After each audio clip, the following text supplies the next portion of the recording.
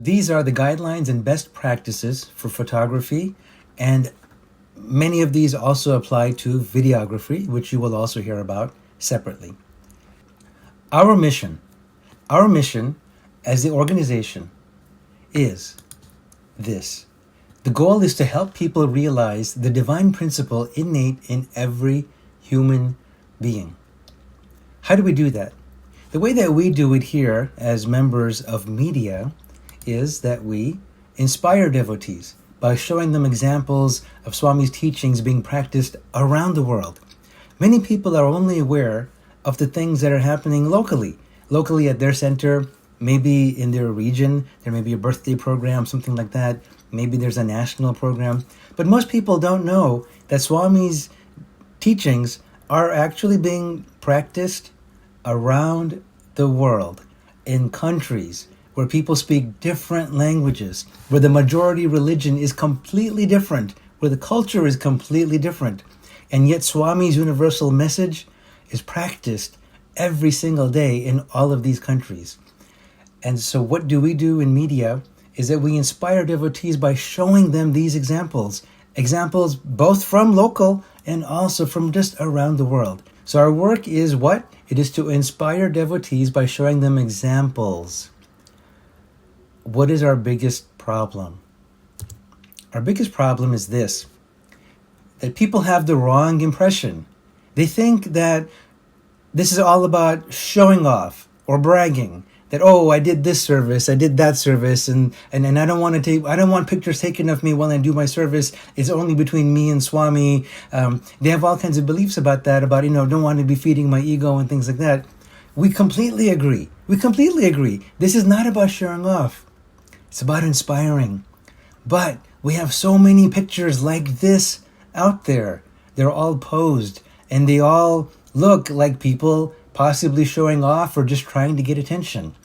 This gives the incorrect impression.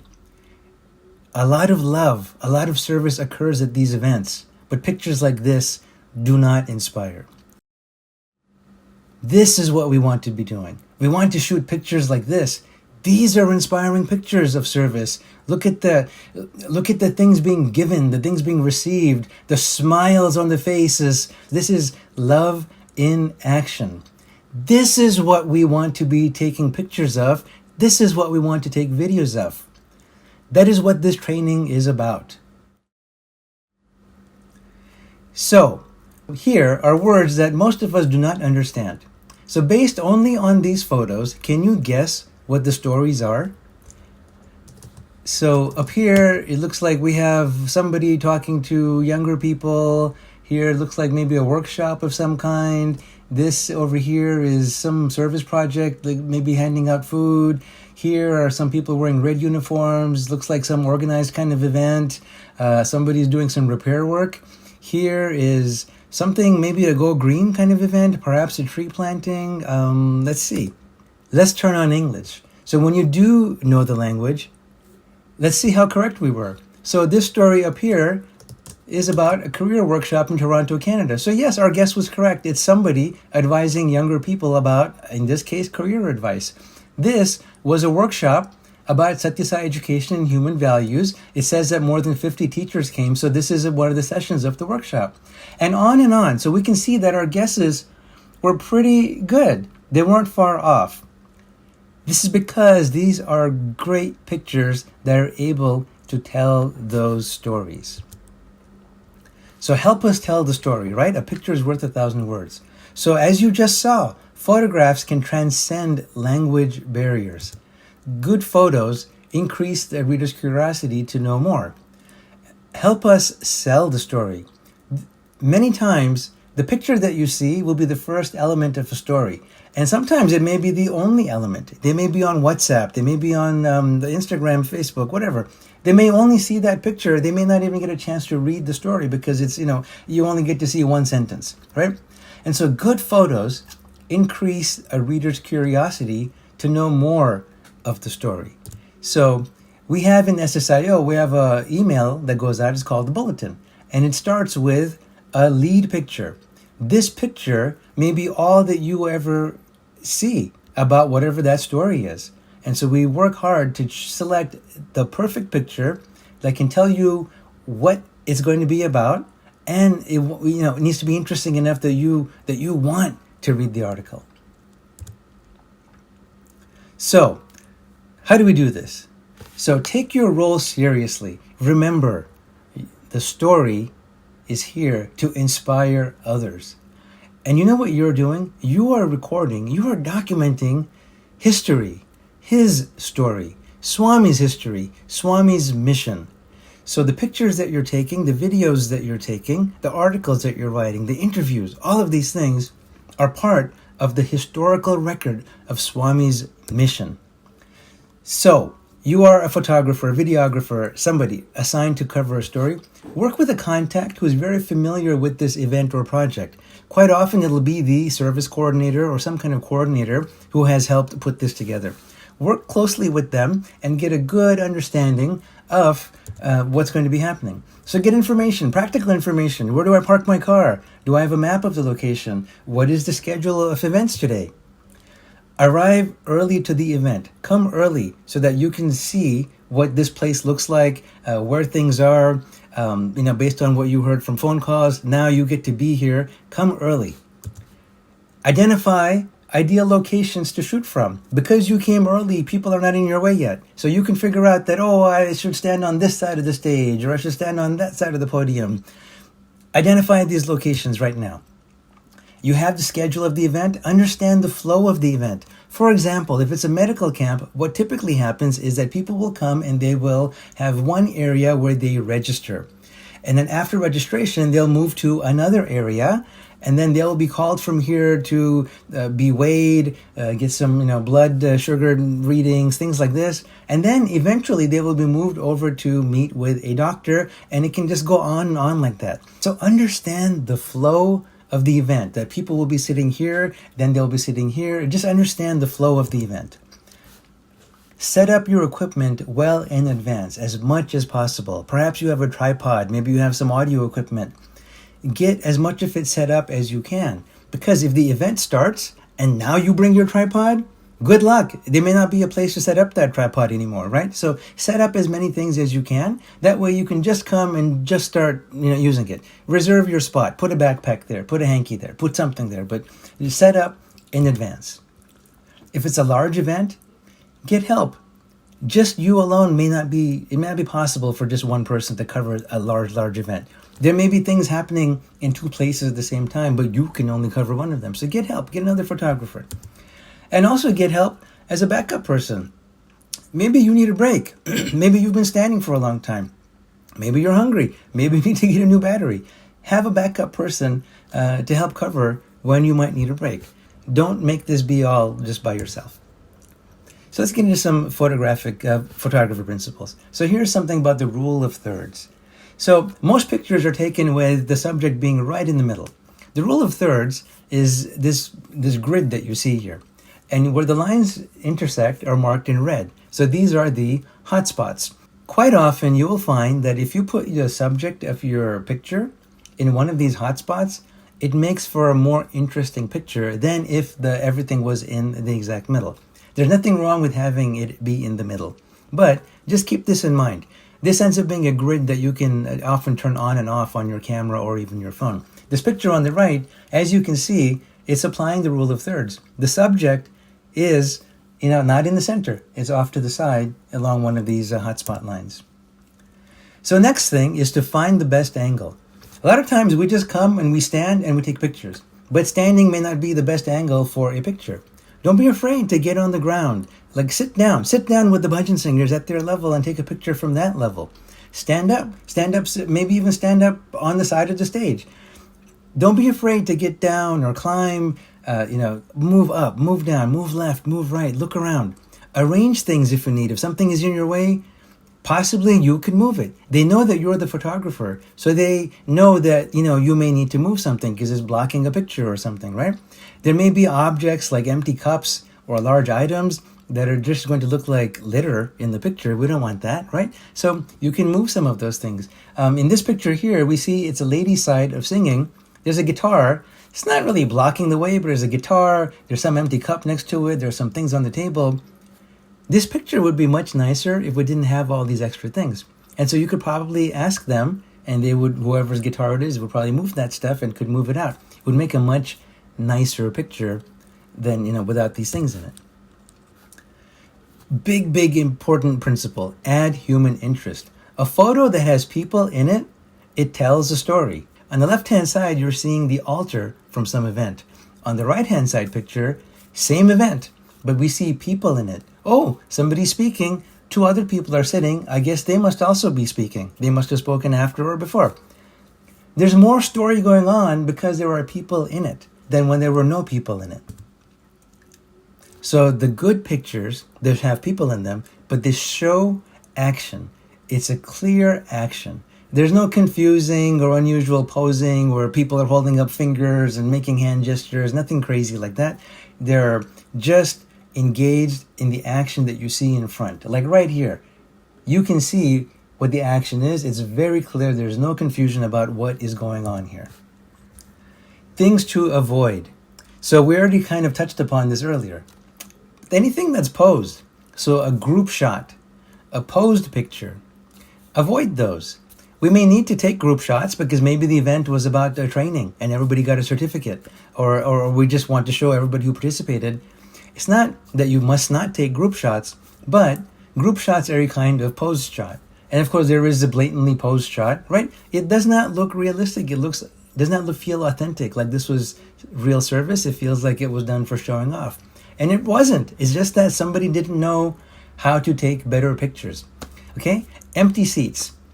Nowadays, it's quite common to have a hybrid event, like this call. This is on a Zoom, but there are many events that occur today where people can join via Zoom or they can come to the place, right? And so you may have an empty hall. And so what will people think when they see a picture of an empty hall? They think nobody came for this thing. What's happening? Nobody comes nowadays. What has happened to the youth of today? Things like that, right? That may not be the story. What can we do about things like this? Is take a truthful picture. If nobody came, we're not going to lie about it. But you see here, you see down here in the lower part of this, where somebody's taking notes. And over here, there's some people sitting together. There may be a more interesting picture that could be taken to show the activity that happened here, instead of showing only these empty hall pictures. Okay? Mostly people's back. See how this picture at the bottom right is mostly just the back view of everybody. It's not very interesting. And they're actually blocking our view of something too, right? So avoid taking pictures from people's backs. This often happens when the photographer is very shy and they're trying to be in the corner and they're just shy. Don't have to be shy. People know that you are the photographer when you come for this, and they will accommodate you. They'll get out of your way, and they won't feel awkward if you happen to be getting, in front of them. Okay, more things to avoid. Text and watermarks on photos. See this picture here with the children?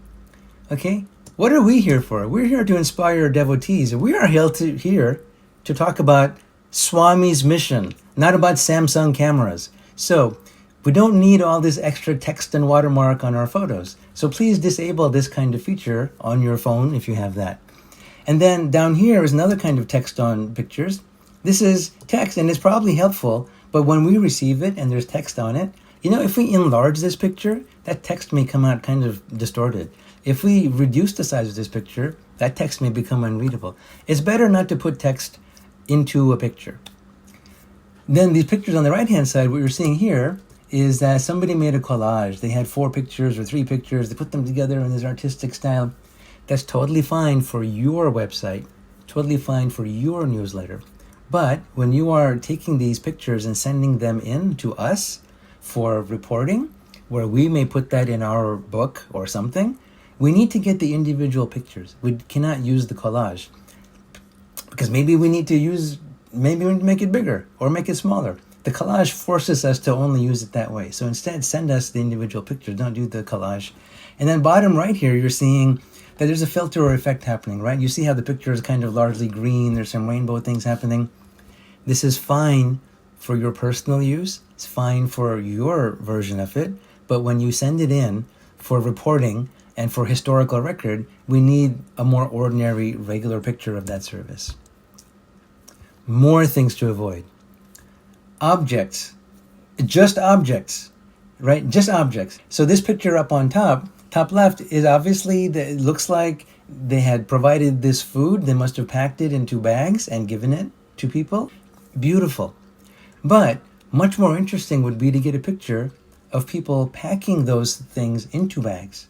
So just objects by themselves are not really that useful. More interesting and inspiring is people packing those objects. And then, just a poster or a sign by itself is not that interesting. But if that's a sign and we see people standing in front of the sign in some way, oh, that's interesting. That's a story. So we've already talked about altars without people. This picture at the bottom right with the altar would be a little bit more interesting if we turned the camera a little bit to the right and we would have seen people singing bhajans or doing arati or something to this altar. But just the altar by itself is, again, not telling us much of a story. Okay, and then these should be pretty obvious. Overexposed means it's too bright. Underexposed, it's too dark. It needed a flash, needed light. Or look down here at the bottom here, it's shaky or blurry. And then there's low resolution pictures. These are, hopefully you can see that this is has a lot of, just the picture quality isn't very good because it's a very small image that was enlarged. So again, these are just technical things about the pictures. A common reason that pictures come out low quality is because they would have been sent on WhatsApp. WhatsApp is sufficient for sending people just a quick look at a picture. But when we're going to be submitting that picture for reporting purposes, we need to send the file of it from your camera, from your phone. We need to send that. And I'll show you a little bit later how to do that. Okay. Very common at events is that we have a guest speaker. So when the best practice for this is wait for them to start moving their hands. They'll make some gesture with their hands. Compare these two pictures of these speakers just moments before or after. Do you see how when they're gesturing with their hands, it's a much more interesting picture? It's an action shot. I guarantee you, every speaker, no matter how still you think they are, you pay attention, they actually will move their hands at some point. They will hold something, they will point at something. They will be animated in some way. It makes for a much more interesting picture. And then we're at an event, and so we have audiences. What happens is that show what the audience is looking at. Otherwise, we're just seeing a lot of people standing up or sitting down. The story is more complete if we could see what they were actually looking at, right? So on the bottom picture, you can see that a bunch of people are at desks, and they're looks like there's somebody teaching them something. So that's like a story to be told. But the picture on top, they're all standing. Probably they're standing up for arati, but we don't know. If we could have seen more of what's happening on the left-hand side of this, we might have seen why they're standing up. So the story would be complete. Focus. Sometimes we take pictures, we want to show that, 85 people came, 250 people came, look at all the people. Well, a picture of just a crowd of people just standing around and whatever is difficult to understand sometimes. So what happens is that it'd be much better if these are closer up photographs. Can you see how in the bigger scene there actually were 4 or 5 other smaller important pictures that could have been taken? Each one is telling its own story. But when we just take a big shot of the whole crowd, where's the story? We have to guess. A common thing that will happen for us is that photos are restricted. You may be somewhere and they will tell you that we don't allow photographs taken over here. So what can you do? Well, you can take pictures of the volunteers preparing. They probably had to unpack their cars and bring things in. They probably had to clean up and probably had to pack and unpack and just do things. So there's preparation work that we can do. And then on the right-hand side, you're seeing from a medical camp. Quite often at these events, we can't show the patient or the patient doesn't want to be seen. So we can take pictures strategically like this from maybe slightly behind. We should have permission, but we can take some pictures slightly from behind possibly. Finally, we've taken all these pictures. It's time to turn them in. So remember, help us tell the story. So when you send us the images, please give them a name. They're going to come off your phone or your memory card with some crazy name like IMG, 4563.jpg. Rename it. Something like this. Serving food to children, Macedonia, something. Give it a name so that we can tell which file is what. Send the original files at the highest available resolution. So do not WhatsApp it. In WhatsApp, you can send it as a file. In Telegram, in other programs, you can send it as a file. Send it as a file. Don't send it as a picture, because it'll be lower in quality. Because WhatsApp is trying to save your data plan. So it won't send you a 5 megabyte picture. It'll make it much smaller and send it. And then next, don't retouch the photos unless you're an expert. And then how do you send it to us? Send a link to an online folder. So if you have an Android phone, you already have Google Drive. If you have an iPhone, you already have an iCloud. So whatever service you have, OneDrive, Dropbox, whatever it is, put these pictures in a file there, in a folder there. Okay, and then ensure appropriate sharing. So let's see what that means. All right, so here we go. Here's the Google Drive application. Here's an Android example. So we're going to make a folder in your Google Drive, and we're going to give it a name, and then we're going to upload files into this folder.